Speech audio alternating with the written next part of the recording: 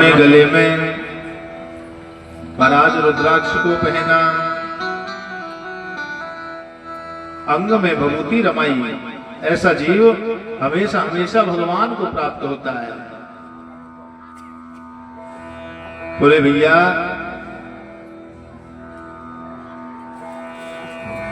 आज बड़े सौभाग्य की बात है कि शिव पुराण की महिमा, शिव पुराण की कथा हमको श्रवण करने को मिल रही है।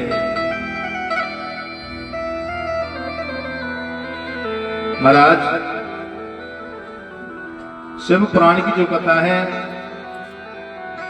वो बड़ी सुंदर है, जिसकी महिमा को कौन जान सकता है।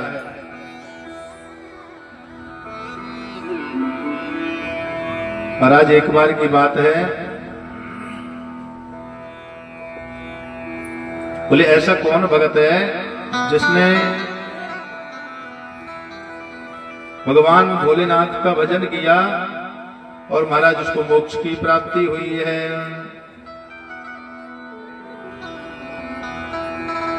यज्ञदंत जी कहने लगे कि ध्यान से सुनना, आपको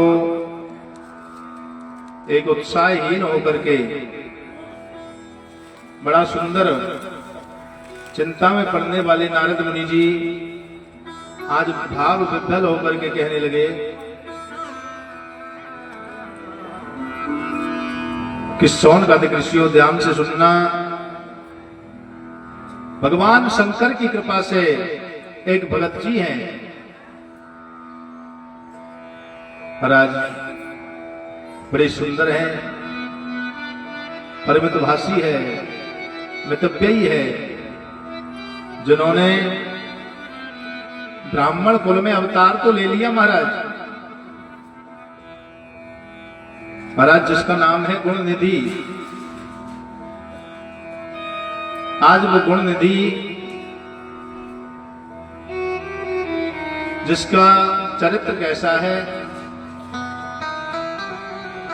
बोले भैया उसका चरित्र ऐसा है कि सवेरे खा ले तो शाम को नहीं, और शाम को खा ले तो सवेरे को लिए नहीं है। एक दिन की बात, वो गुणनिधि महाराज बड़ी चिंता में पड़ गया। क्यों? क्योंकि महाराज सवेरे से लेकर के शाम तक भोजन नहीं मिला।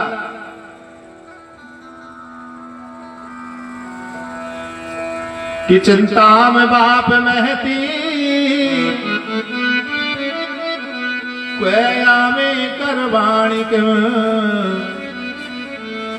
नायभ्यस्त पिदितो तोस्मि न चैवान्ति नोरमा। महाराज खाने के लिए न तो अन्न मिला, न पीने को पानी मिला है। वो गुणनिधि बड़ा परेशान हुआ, और परेशान होकर के महाराज वो सीधा ही जैसे ही नदी के किनारे पर जाने लगा, सोच लिया आज तो होगा सो देखा जाएगा, मैं नदी में गिर कर के मर जाऊंगा।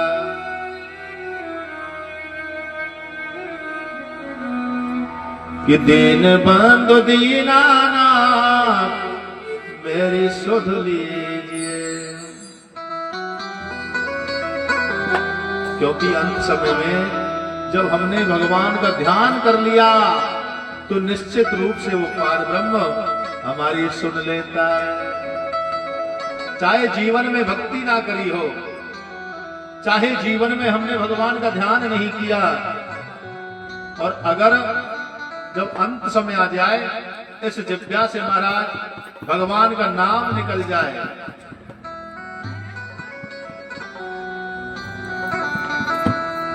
तो मान लीजिए कि अपने जीवन का उद्धार हो गया है। सोनकादिक ऋषियों, आज गुणनिधि ने सोच लिया चाहे कुछ भी हो जाए, अरे मैं संसार में भटकता हुआ रहता हूं, न तो खाने को मिलता न पीने को मिलता, तो इससे बढ़िया है मैं उस नदी में गिर करके मर जाऊंगा। ऐसा भाव उस गुणनिधि का प्राकट्य हुआ। देखिए सोनकादिक ऋषियों, लेकिन जैसे ही नदी के किनारे पर पहुंचा, हो भाई सोही जो राम रच राधा, हो भाई सोई जो राम रच राधा, हो भाई सोही जो राम रच राधा, हो भाई सोई जो राम रच राधा। हो कर करत बड़ा बैसाखा, हो कर करत बड़ा बैसाखा, हो कर करत बड़ा बैसाखा, हो कर करत बड़ा बैसाखा। बोले भैया होता वही है जो उस विधाता को मंजूर होता है। आज गुणनिधि जैसे ही महाराज उस नदी के किनारे पर पहुंचा, वहां जाकर के देखा, ओह तो भैया एक शिवालय के दर्शन हो गए हैं। शिवालय कोई छोटी मोटी बात नहीं होती है, ध्यान से सुनना, उसमें साक्षात भोले बाबा निवास करते हैं। आज गुणनिधि ने शिवालय के जैसे ही दर्शन किए, ओह मन प्रसन्न हो गया, भावना में भोलेनाथ विराजमान हो गए।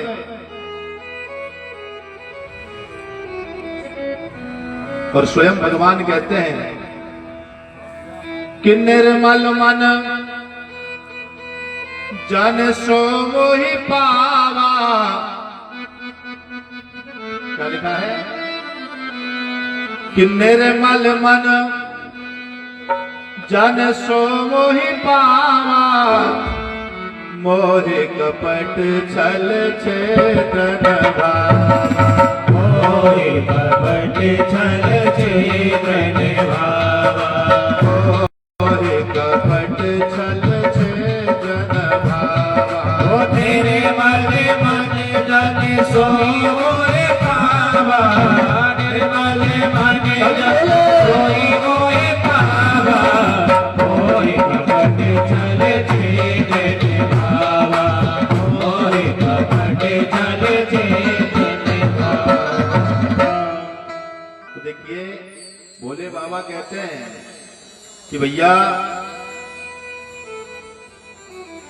निर्मल मन अंतकरण लेकर के जो मेरे पास में पहुंच जाता है, ओहो जो निर्मल मन लेकर अंतकरण को शुद्ध करके जो भगवान की शरण में आ जाता है, उसके एक ही जन्म के नहीं 1000 जन्मों के बंधन को मुक्त कर देते हैं। तो मेरा निवेदन है, भगवान की कथाओं में जाओ, भगवान के मंदिर में जाओ, भगवान की पूजा में जाओ, तो मन निर्मल होना चाहिए और अंतकरण शुद्ध होना चाहिए। तो आपकी भक्ति को भोलेनाथ स्वीकार कर लेते हैं। और भैया बोले भोले बाबा के पास में पहुंच गए, बोले भैया पड़ोसी को ना सह जाए। अगर ऐसी भावना कर ली तो पड़ोसी को जाने होए वो जाने ना होए, पर हमारो जरूर रह जाए। तो मेरा निवेदन है सभी माता बहन भाइयों से, भैया हमारे लेके तो चाहे किसी का नाश हो या न हो, हमको तो यह है कि भगवान जग कल्याण करो, सबकी भलाई करो। अगर ऐसा शब्द हमारे मुख से निकल गया तो स्वयं भगवान हमको आशीर्वाद देंगे कि बेटा युगों युगों तक सुखी रहेगा। ये मेरा आशीर्वाद है। क्यों? क्योंकि परोपकार जो होता है ना, ये सबसे बड़ा धर्म होता है। दूसरे की भलाई करना ही तो सबसे बड़ा धर्म है, बुराई नहीं। अगर आपने एक बार बुराई कर ली तो तुम्हारे 100 धर्म नष्ट हो जाएंगे। इसलिए मेरा निवेदन है, बुराई तो किसी की करनी ही ना चाहिए। अरे हमें संसार से क्या लेना देना, हमें तो केवल परमात्मा से लेना देना है। आए हैं तो भगवान का भजन करने को आए, चिंतन करने को आए। तो महाराज आज वो गुणनिधि भगवान के मंदिर को देखकर अंतरात्मा से प्रसन्न हो गया। बोले प्रसन्न हो गया? बोले हाँ। बोले प्रसन्न होकर के क्या किया, किस बात पर प्रसन्न हुआ? बोले मंदिर में देखो ना कितने नैवेद्य अर्पण हैं, चढ़ाए हुए हैं। भगवान की तरफ प्रसन्न नहीं हो रहे हैं। गुणनिधि तो केवल भोजन के लिए प्रसन्न हो रहे हैं। बोले भोजन के लिए? बोले हाँ। बोले भोले बाबा पर कितने फल चढ़े हुए हैं, बोले कितनी मिठाइयां हैं, कितना प्रसाद चढ़ा हुआ है। बोले भैया होगा सो देखा जाएगा, आज तो मैं यही बैठ करके रात्रि में चोरी करके बड़े भाव से फलों को खाऊंगा। महाराज ऐसा भाव, क्योंकि बड़े जोर की भूख लग रही है, भूखा है। लेकिन जैसे ही भगवान के यहां प्रसाद देखा तो आज अंदर की ज्योति जागृत हो गई। भोले बाबा की तरफ ध्यान लग गया और भगवान की कृपा से उस दिन शिव चतुर्दशी है। बोले शिव चतुर्दशी है? बोले हाँ भैया, शिव चतुर्दशी के दिन तो पूजा का बहुत बड़ा पुण्य है। आज भूखा है, सवेरे से कुछ खाने को नहीं मिला। और मंदिर में जाकर के देखा तो महाराज ब्राह्मण लोग बैठे हैं, रुद्राष्टाध्यायी पाठ हो रहा है, जलधारा हो रही है। बोले भैया 1000 घड़ों से जलधारा हो रही है, बड़ी सुंदर जलधारा। रुद्राष्टाध्यायी का पाठ ब्राह्मणों के मुख से निकल रहा। तरह तरह के महाराज फूल पत्ते भगवान को अर्पण हो रहे हैं। आज पूजा पाठ करके नैवेद्य अर्पण करी है, फल अर्पण किए हैं, और जैसी उनके पास में व्यवस्था है वैसी दक्षिणा अर्पण करके सोचा कि रात्रि में तो पूजा करनी है, लेकिन कुछ समय के लिए विश्राम कर लेते हैं। महाराज वहीं पर गुणनिधि बैठा है, ध्यान से सुनना। आज गुणनिधि ने देखा कि ब्राह्मण तो जाकर के आराम करने लग गए, अब होगा सो देखा जाएगा। चलो भोले बाबा के यहां से फलों को खाना है। महाराज आज जैसे रात्रि के समय महाराज चोरी करी तो कैसी करी? महाराज फलों को लेकर के जैसे ही भागने लगा तो एक भगत जी मंदिर में सो रहे हैं। महाराज पैर का टल्ला सो भगत जी को लग गया। आज जैसे ही पैर का टल्ला लगा सोई भगत जी खड़े हो गए। बोले अरे दुष्ट, क्या चोरी करता है, क्या चुरा के ले जा रहा है? महाराज वो भागने लगा। अब तो पीछे पीछे सोते हुए जितने भी सैनिक है सब जग गए। महाराज आज गुणनिधि को इतना मारा जिससे महाराज तुरंत जिसका प्राणांत हो गया है। लेकिन ध्यान से सुनना, थोड़ी सी नैवेद्य उसके मुख में चली गई, थोड़ा सा प्रसाद उस गुणनिधि के मुख में चला गया, जिसको लेने के यमदूत चले आए। आज जैसे ही यमदूत आए तो यमदूतों को देख करके ओहो भयभीत हो गया।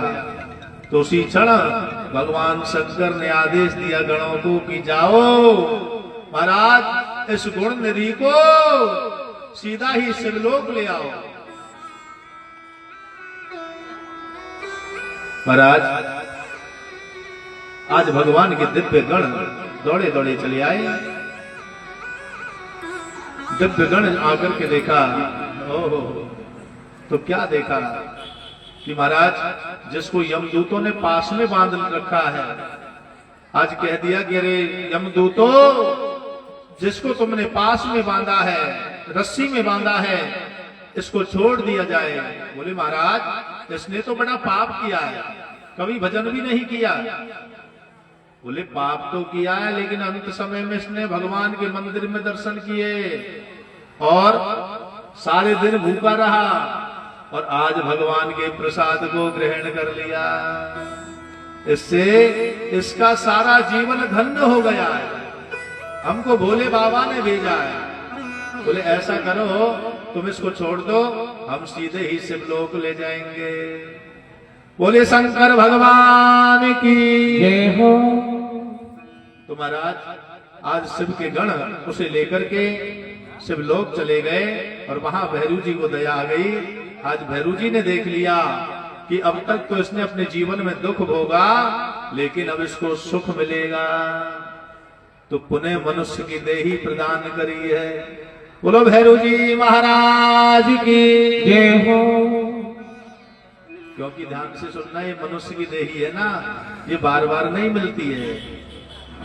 महाराज जरूर कोई सत्कर्म करके आए होंगे जिससे ये मनुष्य की देही हमको प्राप्त हुई है।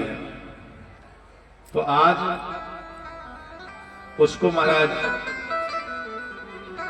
कलिंग देश का जो राजा है, जिसका नाम है आरिंद, आरिंद का पुत्र दंभ के रूप में उत्पन्न होकर के आया। महाराज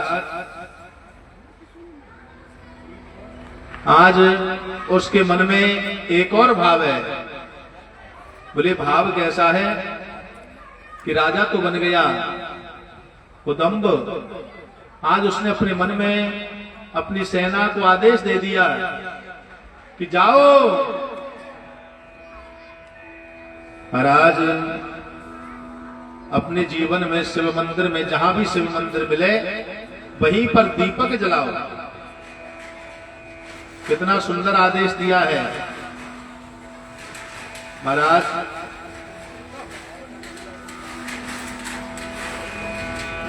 बोले उनको आदेश दे दिया कि तुम शीघ्रता से जाओ और जितने भी मंदिर हमारे इस बस्ती में है, नगर में है, हमारी राजधानी में है, तो वहीं पर दीपक जलाएं। तो हम जो भगवान को दीपक जलाते हैं महाराज, यह दंभ के यहां से ही उत्पन्न है, यहीं से दीप प्रज्वलित किए जाते हैं। आज समस्त नगरी में चारों तरफ भगवान का शिवालय जहां भी दिखाई देता है वहीं दीपक जलते हैं। और जो भगवान के मंदिर में दीपक जलाते हैं भैया, भोले बाबा की कृपा से उनके जीवन में भी दीपक जैसा उजाला हो जाता है। और जो भगवान के मंदिर में दीपक नहीं जलाते, देव स्थान पर दीपक नहीं जलाते, तो महाराज उसके जीवन में भी अंधेरा हो जाता है। अगर जीवन में उजाला करना है तो भगवान के मंदिर में दीपक जलाना होगा। तो देखिए आज इसके जीवन में बहुत उजाला है महाराज।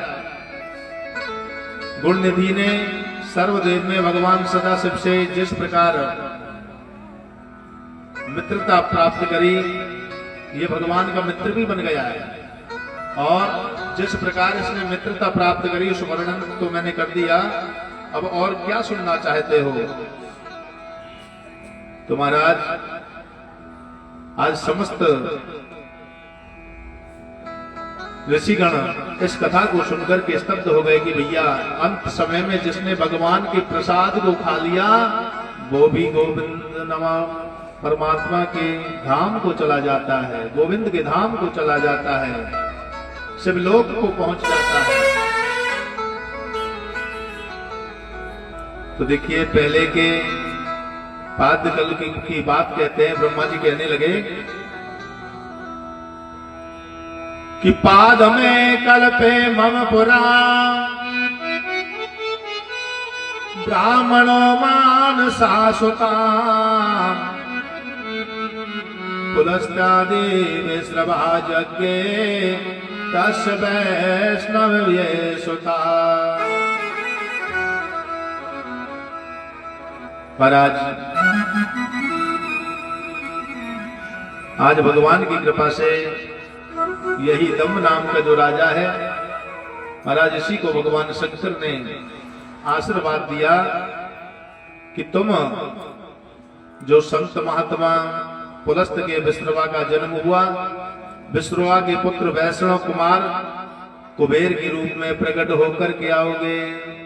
तो देखिए जो कुबेर जी हैं ये विश्रवा के पुत्र हैं, और जिसको भगवान ने, मेरे भगवान शंकर ने क्या किया ये दम्भ नाम का जो राजा है, इसी का जो अगला जन्म हुआ वो कुबेर जी का हुआ।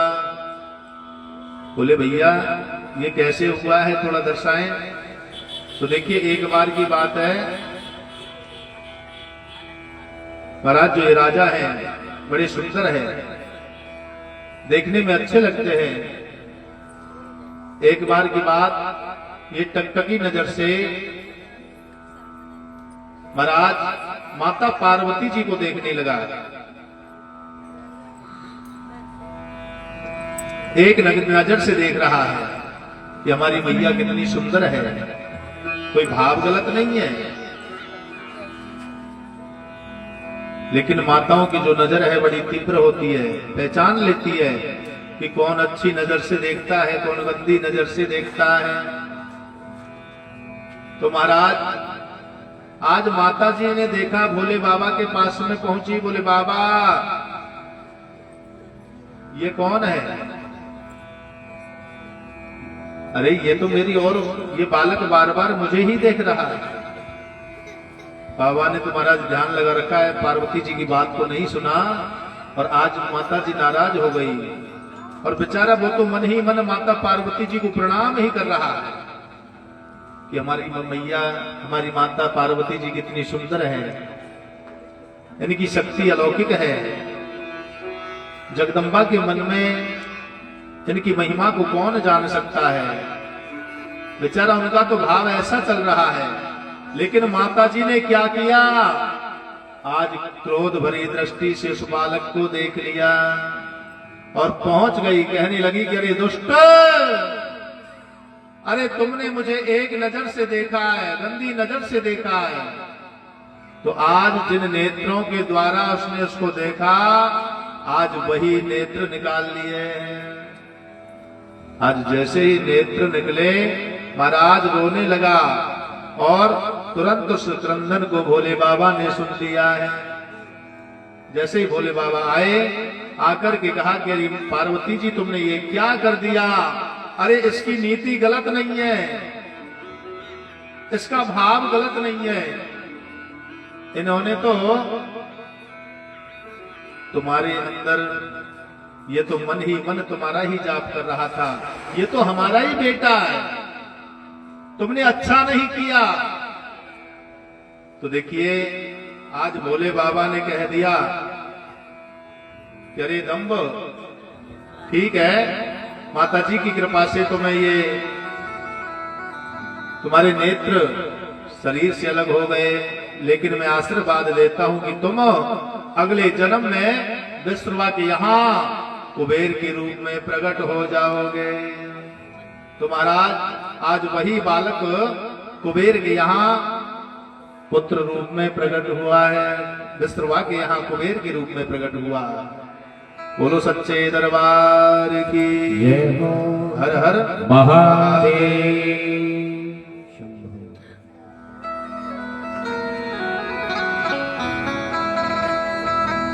हर तेरा जीवन, क्या लिखा है किसी कवि ने, आइए दर्शन करते हैं। वो तेरी बन जाएगी, बोले हमारी कैसे बनी है? देखिए आज उस दम्भ की कैसे बनी। आज कुबेर जी को भगवान शंकर ने महाराज समस्त धन राजधानी को पकड़ा दिया कि जाओ देवताओं का जो खजाना है, अलकापुरी का राज्य आज मैं तुमको प्रदान करता। तो आज देवताओं का राजा बना दिया है, धन का मालिक बना दिया है। तो देखिए भोले बाबा बड़े दयालु हैं। मेरा निवेदन है जिन्होंने भी उनकी भक्ति करी, कहीं न कहीं उनको अविष्ट फल प्राप्त हुआ है। यानी भगवान शंकर कभी इस जीव को खाली हाथ नहीं लौटाते, लेकिन सच्चे मन से जाओ, भाव से जाओ, प्रेम से जाओ। वो तेरी बन जाएगी भोले के गुण गाए से, तेरी बन जाएगी भोले के गुण गाए, तेरी बन जाएगी भोले के गुण गाए बन जाएगी भोले के गुण गाए से बोले गुण गाए से शंकर गुण गाए से भोले के गुण गाए से शंकर गुण गाए से बोले गुण गाए से शंकर जी गुण गाए से भोले गुण गाए से शंकर की गुण गाए वो तेरी बन जाएगी भोले के गुण गाए से तेरी बन जाएगी भोले के गुण गाए से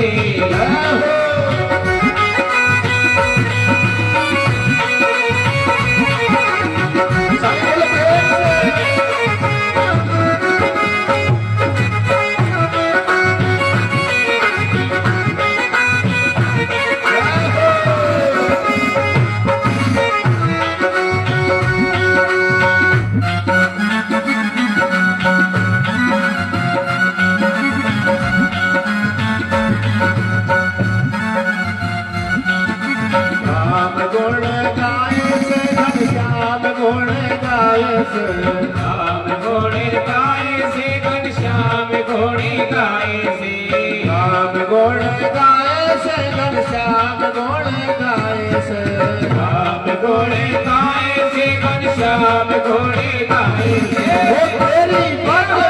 वो तेरी बन जाएगी भोले के गुण गाए से तेरी बन जाएगी भोले के गुण गाए से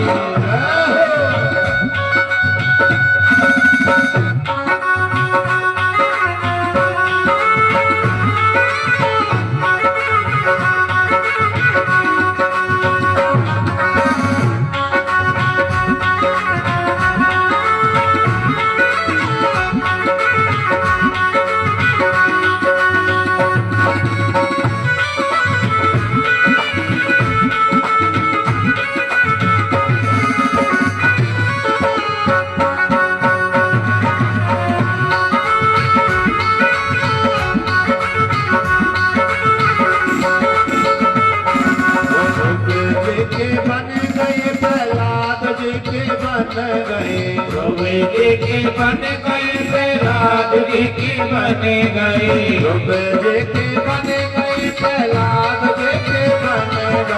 ध्रुव जी के बन गए प्रहलाद जी के बन गए हनुमत भी बन गए हनुमत के बन गए सिया सुधी लाए से हनुमत के बन गए सिया सुधी लाए थे मेरे बन जाएगी गोविंद गुण गाए से तेरी बन जाएगी गोविंद गुण गाए थे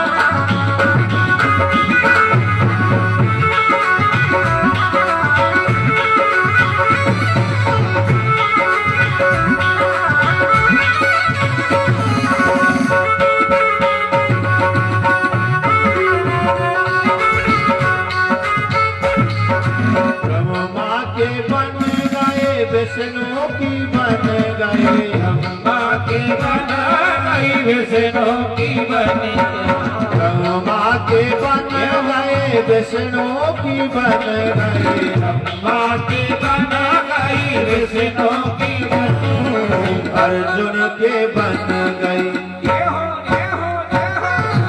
अर्जुन के बन गए गीता ज्ञान पाए से अर्जुन के बन गए गीता ज्ञान पाए से अर्जुन के बन गए गीता ज्ञान पाए से अर्जुन के बन गए गीता ज्ञान पाए से मेरी बन जाएगी भोले के गुण गाए से तेरी बन जाएगी भोले के गुण गाए से ये बड़ी हंसी आती है भक्तों के ऊपर कि भगवान का कितना सुंदर भजन चल रहा है। ओहो, बोलो शंकर भगवान की। ये हो लेकिन एक माता जी है, हम देख रहे हैं मंदिर के सामने बैठी है और भैया पता चलती है तो भी मोबाइल चलाती है और कीर्तन करती है तो भी मोबाइल चलाती है। बोलो राधे राधे। बोले भैया हरि हो भैया, जब मोबाइल ही चलाना था तो कथा से का लेनो देनो है, और कथा में जब आ गए तो लेनो देनो केवल भगवान से है। सभी जोरदार ताली लगा करके बोलेंगे, ओ तेरे पन जाए बोल के गुण गाए से, तेरी बनी जाएगी बोल के गुण गाए से, बोले गुण गाए से, बोले गुण गाए से, बोले गुण गाए से, बोले गुण गाए से। देखिए हम जहाँ भी कथा करते हैं हमारे दिनेश जी बड़े प्रसन्न होते हैं, जो दिनेश जी कचौड़ी वाले हैं। भैया मेरा निवेदन है 5 मिनट के लिए भगवान के यहाँ करके आनंद लेंगे खड़े होकर के। हाँ हमारे दिनेश जी खड़े होकर 5 मिनट आनंद लेंगे भोले बाबा के सामने। तो तेरे बन जाएगी भोले गुण गाए से, ताली बजाते हुए जाएगी बोले गुण गाए से, भोले के गुण गाए से, भोले के गुण गाए से, बोले के गुण गाए से, बोले के गुण गाए से। हमारे घनश्याम जी और कल्ली जी जो भी महानुभाव यहाँ कार्य करता है, आप भी आ जाओ भैया। घनश्याम जी और कल्ली जी एवं लगदाता सेवा समिति के छोटे मोटे नन्हे मुन्ने बच्चे जहाँ भी हो आ जा भैया, और सभी भगवान की कथा में आनंद लेंगे 1 मिनट के लिए। उसके बाद में बड़ी सुंदर कथा पार्वती जी के संग में कैसे विवाह किया भगवान ने। ओहो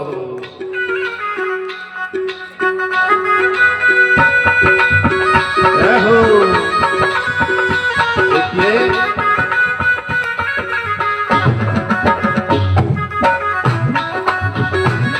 तो तेरी बन जाएगी बोले के गुण गाए से, तेरी बन जाएगी घोड़े के गुण गाए से, ओ बोले गुण गाए से, बोले के गुण गाए से, बोले के गुण गाए से, बोले के गुण गाए से।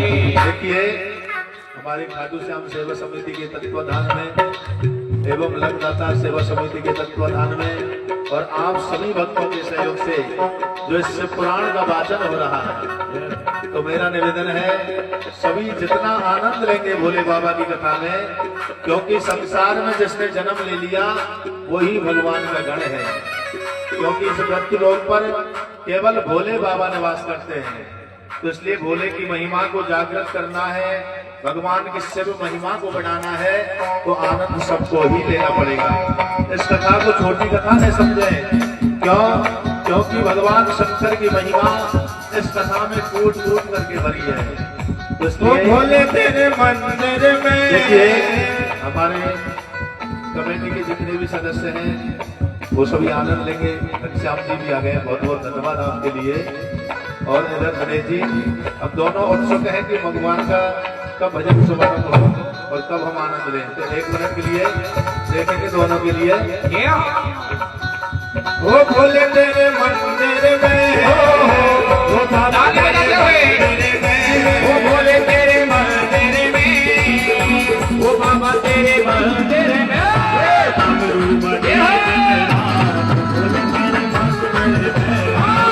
बजे बिना भोले तेरे मंदिर में।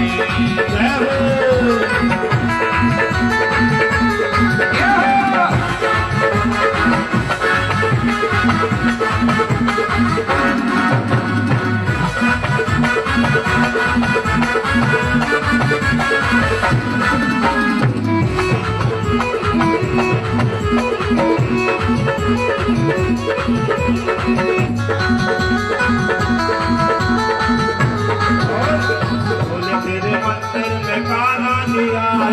तेरे मंदिर में कान्हा जी आए, कान्हा जी आए संग में राधा जी को लाए, कान्हा जी आए संग में राधा जी को लाए, कान्हा जी आए संग में राधा जी को लाए, कान्हा जी राधा जी को लाए बंसी ये हो।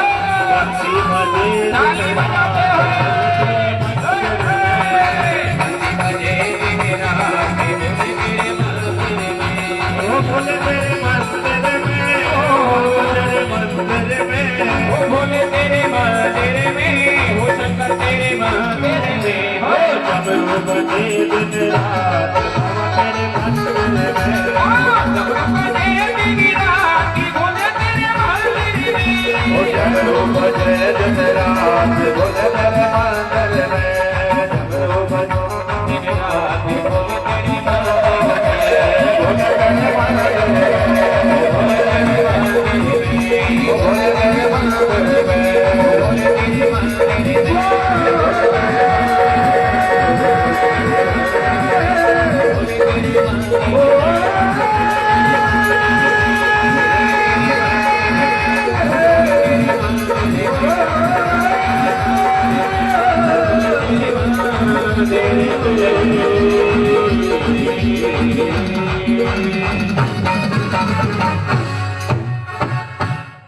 बोले शंकर भगवान की जय हो हर हर महादेव।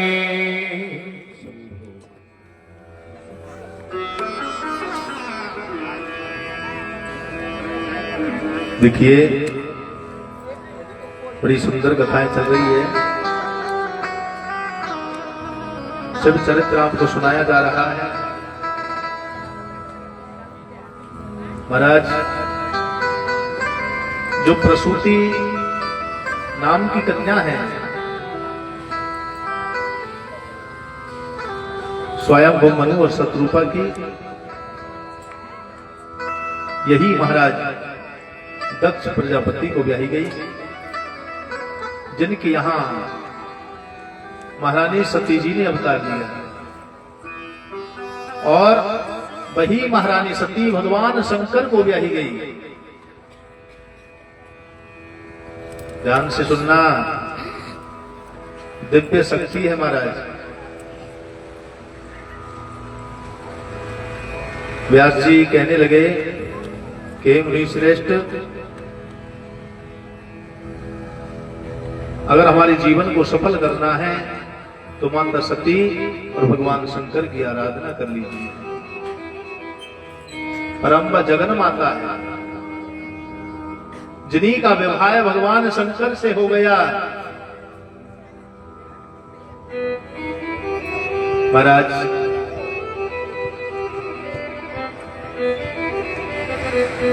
देखिए, आज महारानी सती जी कैलाश पर्वत पर विचरण कर रही है, चारों तरफ घूम रही है। चारों तरफ देखा तो क्या देखने लगेगी महाराज? तरह तरह के विमानों को लेकर के देवता सज धज करके आज आकाश मंडल में जा रहे हैं और भोले बाबा समाधि लगा करके बैठे। मन में इच्छा प्रकट होने लगी। सती जी ने देखा कि आज ये सबरे के सबरे देवता अपने अपने विमानों पर बैठकर कहां जा रहे हैं। चिंता करने लगी, सोचने लगे कि बाबा कब आवे, कब बाबा से पूछे कि देवता कहां जा रहे हैं।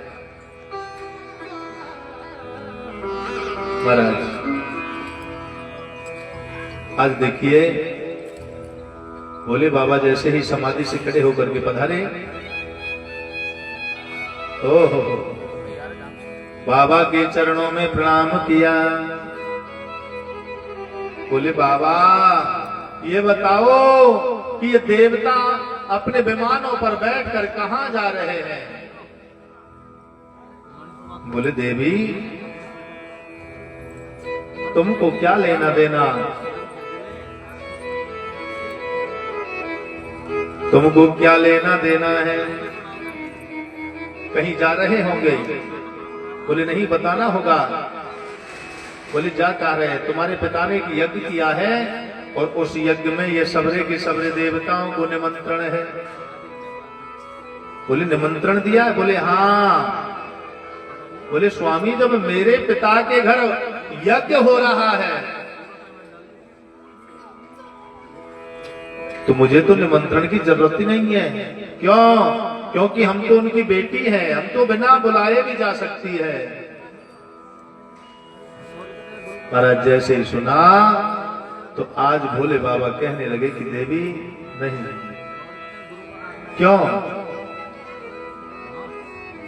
क्योंकि जब तक कन्या की शादी होती है नहीं होती है, जब तक तो पिता पर रौब चला देती है, और जब शादी हो जाती है भैया वचनबद्ध हो जाते हैं, फेरे पड़ते हैं, तुम्हारा 7 वचन होते हैं।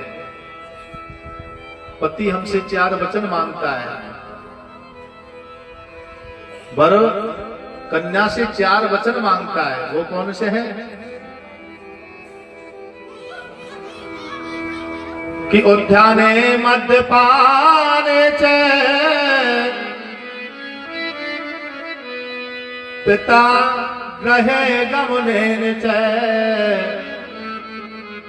आज्ञा भंगोन कृत्वम परिवाक्य चतुष्टकम महा। महाराज कन्या से वर 4 वचन मांगता है। वो कौन कौन से हैं? बोले उद्याने, पहला है कि आप आज के बाद में जंगल में नहीं जाओगी, ये मेरा पहला वचन है। दूसरा कौन सा है? मद्यपाने, कि जहां लोगों ने मांस का मदिरा का भक्षण किया हुआ है, देवी तुम उनके बीच में नहीं जाओगी, ये मेरा दूसरा वचन है।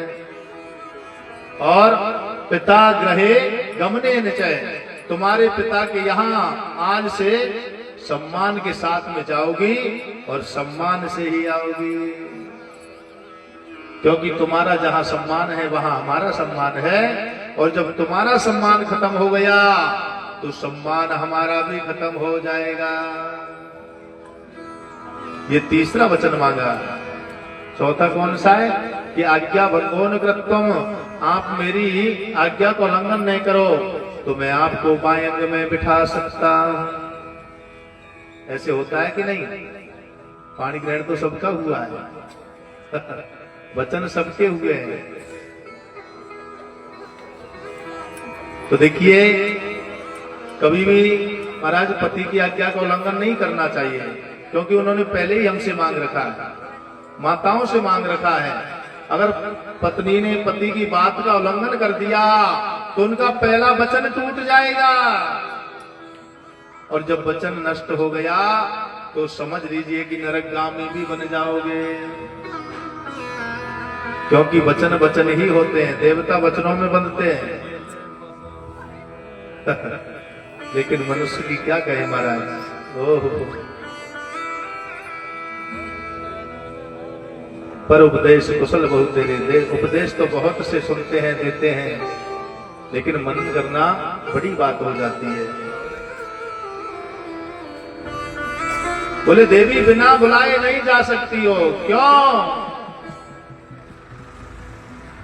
कि मांगत मांगत मान घटे और प्रीत घटे नित के घर जाए, ओछे किसान गाते बोधि घटे और क्रोध घटे मन के समझाए।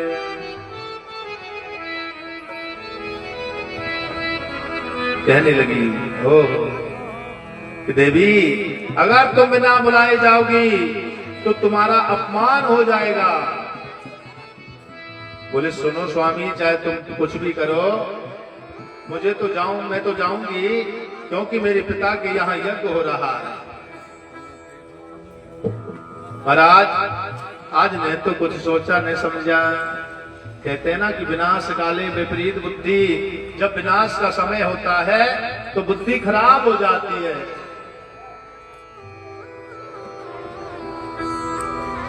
कि जाको प्रभु,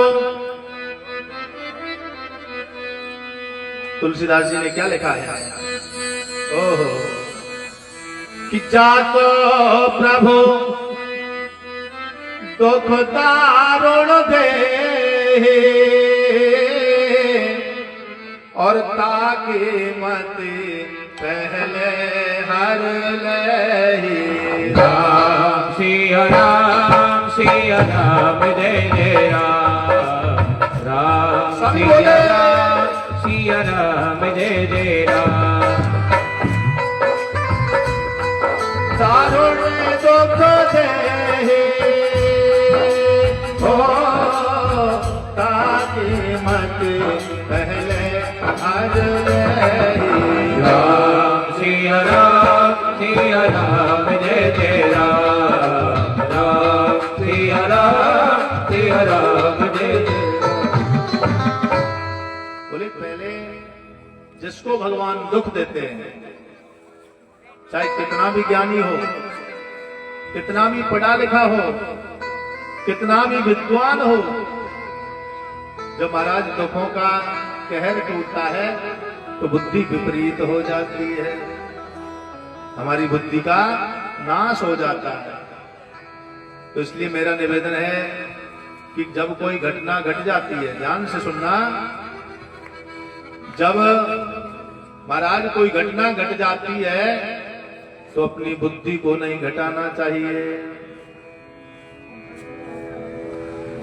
कि धीरज धर्म मित्र और नारे आपत काल परख यहो चारे हो धीरज धर्म मित्र और नारे आपत काल परखिए चारे धीरज धर्म मित्र और नारे आपत काल परख यहो चारे हो धीरज धर्म मित्र और नारे आपत काल परखियो चारे महाराज शरीर का धैर्य है, जब विपत्ति का समय होता है तो चार चीजों की पहचान तो विपत्ति में होती है। पहली है शरीर का धैर्य कि महाराज विपत्ति आने से पहले कई लोगों को देखा होगा जो खबर भी सुन लेते हैं ना तो ऐसे हो जाते हैं ना मर गए, बोलो राधे राधे, बोले भैया होगा सो देखा जाएगा, लेकिन डरना नहीं है, क्योंकि समस्या आ गई तो महाराज उनको मेटना भी होगा। तो इसलिए अपने शरीर का धैर्य जिसकी पहचान विपत्ति में होती है। धर्म हमने जो पूजा पाठ करी महाराज, इसका हमको फल कहां तक मिल रहा है? इसका भी फल विपत्ति के समय प्राप्त होता है। मित्र जो सच्चा मित्र है कि सुख दुख में तो यार घने, कि सुख संपत्ति में यार घने, पर मित्र वही जो विपत्ति के परे को। नारे बहे पति सेवा करे, और पुत्र वही जो पिता के कहेगा। भैया जीवन में सुख आता है तो हजार मित्र बन जाते हैं, लेकिन सच्चे मित्र की पहचान विपत्ति के समय ही होती है। क्योंकि करोड़ों रुपए का टर्नओवर कर रहे हो ना, तो आप जहां भी जाओगे वहीं मित्र मिल जाएंगे, तुम्हारा सम्मान सब करने लग जाएंगे। लेकिन जब तुम्हारा धन नष्ट हो गया तो भैया तुमको जनो जनो दूर कर देंगे। यानी विपत्ति के समय जो काम आता है समझ लीजिए वो मित्र नहीं, वो हमारा भाई होता है। और स्त्री यानी जो धर्म पत्नी होती है, लक्ष्मी जी होती है, उसकी भी पहचान विपत्ति के समय होती है। क्यों? क्योंकि पति के जीवन में सुख होता है, खाने को मिलता है, तब तक तो पत्नी बोले मेरा पति है, मेरा पति है, मेरा पति है। और भैया अगर एक आध महीना को दुख मिल जाए तो खैर नहीं है, बोलो राधे राधे। कह देती है, बोले जा दिन ते तेरो जन्म भयो है, जा दिन ते मैं तुम्हारे यहाँ पधारी हूं ना, वही दिन से जीवन कष्ट में है मेरा। बोले कुएं में गिरो, भाड़ में जाओ, हमें का लेनो देनो, तुम जैसे पति और मिल जाएंगे। तो कई तो माताएं छोड़ करके भाग जाती है। बोलो राधे राधे, हर हर महादेव। तो मेरा निवेदन है कि महाराज सच्ची माता तो वही है, सच्ची स्त्री तो वही है जो महाराज पति के सामने जब विपत्ति आ जाती है तो कंधे से कंधे मिलाकर के चल देती है कि चाहे तुम्हारे जीवन में दुख है तो मैं भी दुख भोगूंगी।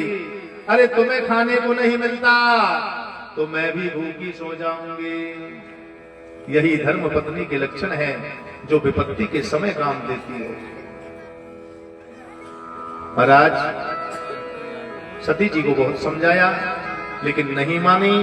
आज पिता की यज्ञ में पहुंच गई और पिता के यज्ञ में जाकर के देखा सादर भाले हैं, सादर भाले हैं, मिले एक माता। सादर भले मिली एक माता। भगनी मिलहि बहुत मुस्काता। भगनी मिलहि बहुत मुस्काता। महाराज एक माता जी ने जरूर सम्मान किया सती जी का। आओ बेटी, बड़ी कृपा करी, सो तुम हमारे यहाँ पधारी हो। सोन का ऋषियों, आज देखिए जब एक दूसरी बहन मिलती हैं परस्पर तो हंसी मजाक करती है। एक आध बहन तो कहने लगी कि बहन तुम बिना बुलाए चली आई। अरे तुमको तो पिताजी ने निमंत्रण भी नहीं दिया, फिर भी तुम हमारे पिता के यज्ञ में आ गई। बोले हाँ।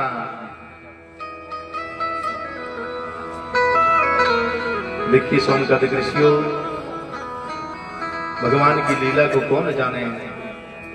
आज यज्ञ मंडप में पहुंची महारानी सती जी, जाकर के देखा तो सबरे के सबरे देवता बैठे हैं। महाराज आज सबरे के सबरे देवताओं को देखकर ओहो,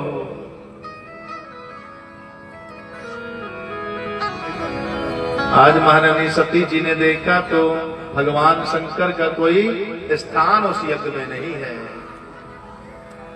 आज पति के स्थान को जब नहीं देखा और पिता ने कोई सम्मान नहीं किया, इसको देख करके महाराज आज माता सती के नेत्रों में क्रोध की ज्वाला झलकने लगी है। और हमने कहा कि जो क्रोध होता है ये मनुष्य का सबसे बड़ा शत्रु होता है। गीता जी में लिखा है कि क्रोधात् भवति सम्मोहा, सम्मोहात् स्मृति विभ्रमा, स्मृति भ्रंशात् बुद्धिनाशो, बुद्धिनाश प्रणश्यति। भैया जिसके जीवन में क्रोध बस गया, आपने देखा होगा लोग कई प्रकार के होते हैं, क्रोधी भी होते हैं, कामी भी होते हैं। बोले भैया पत्नी ने कोई गलती नहीं करी, फिर भी पति हमेशा क्रोध करता है।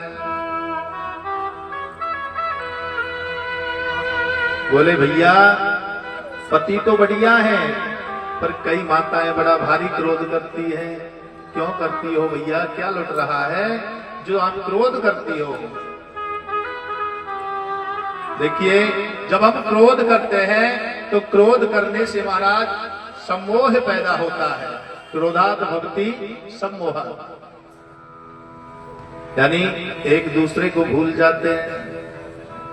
किसी को गुस्सा आ गया तो ये नहीं देखेगा कि ये मेरा अपना है कि पराया है कि पड़ोसी है, कि बेटा है कि बेटी है कि नाती है कि पोता है। क्यों? क्योंकि क्रोध एक दूसरे का स्मरण नष्ट करा देता है। और क्रोधात् भवति सम्मोहा, सम्मोहात् स्मृति विभ्रमा, स्मृति भ्रंशात् बुद्धिनाशो। स्मरण शक्ति जब शरीर से नष्ट हो गई तो महाराज हमारी बुद्धि का विनाश हो जाता है। और बुद्धि नाशा प्रणश्यति, और बुद्धि का नाश होने पर समझ लीजिए कि जाने प्राणों का भी नाश होने वाला है। बोलिए हर हर महादेव।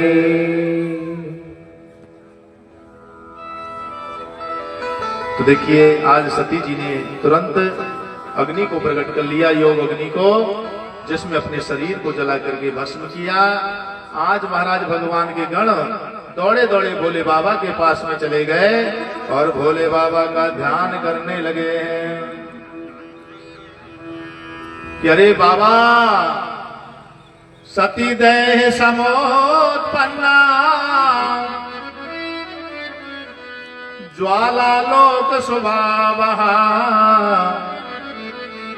पतिता पर्वते तत्र पूजिता सुखदायनी। सभी गणों ने कह दिया कि बाबा, आज महारानी सती जी ने अपनी देही का त्यागन कर लिया, योग अग्नि के द्वारा शरीर को जला करके भस्म कर लिया। तो आज भोले बाबा ने सिर से एक जटा को उखाड़ के जमीन पर पटका, जिससे वीरभद्र जी प्रकट हो गए हैं। बोलो वीरभद्र भगवान की जय हो।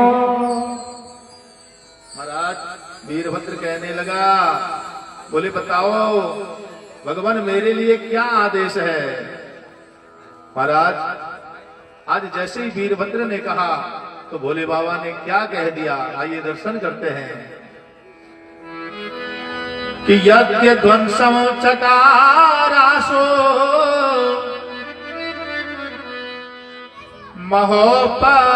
महोपद्रविराचरम कि ततो जजार स्वगिरिम प्रणनानाम प्रभु शिवम। अरे वीरभद्र से कह दिया कि आपको यज्ञ ध्वंसनम चकाराजो, आपको है वीरभद्र दक्ष के यज्ञ में जाना होगा और दक्ष प्रजापति के यज्ञ को विध्वंस करना है। महाराज उसका सिर धड़ से अलग कर देना है। तो आज वीरभद्र बड़ी सेना को लेकर के पहुंचा और महाराज सीधे ही पहुंच गए। जाकर के देखा तो क्या देखा है कि बड़ा सुंदर भाव है। देवता लोग वीरभद्र की सेना को देखकर यज्ञ को छोड़कर अपने अपने स्थानों को चले गए और आज वीरभद्र जी ने यज्ञ को विध्वंस कर दिया। महाराज दक्ष प्रजापति को पकड़ लिया, उसका सिर धड़ से अलग कर दिया और उसी सिर को यज्ञ कुंड में डाल दिया है, जिससे पूर्ण रूपेण यज्ञ विध्वंस हो गया है। बोलो वीरभद्र भगवान की जय हो। तो देखिए आज महाराज ब्रह्मा विष्णु समस्त देवी देवताओं ने भगवान शंकर की पूजा करी है, ध्यान किया। जब यज्ञ विध्वंस हो गया तो सभी ने बड़े सुंदर भाव से पूजा करी है कि ततो रुद्र प्रसन्नो, क्या कहने लगे हैं कि ततो रुद्र प्रसन्नो भूता स्तुति मां कर्ण मां पराम विज्ञसी सकलाम चक्रे सर्वेशाम दीनवत्सलः। कहने लगे कि भगवान हे दीनबंधु, अगर आपने ये यज्ञ सफल नहीं किया तो इस पृथ्वी प्रलयंकारी समुद्र में डूब जाएगी। तो आज देवताओं के कहने से महाराज भगवान शंकर ने आश्वासन दे दिया कि जाओ और उस दक्ष प्रजापति को बकरे का सिर लगा दो। तो देखिए आज बकरे का सिर लगाया। बकरे का सिर लगाकर जैसे ही महाराज खड़े हुए ना तो बम बम करने लगे हैं। तभी से भोले बाबा के मंदिर में आपने देखा होगा, जो भी जाता है ना वो बम बम करने लग जाता है। बोले बम बम बम बम बोले शंकर हर हर महादेव।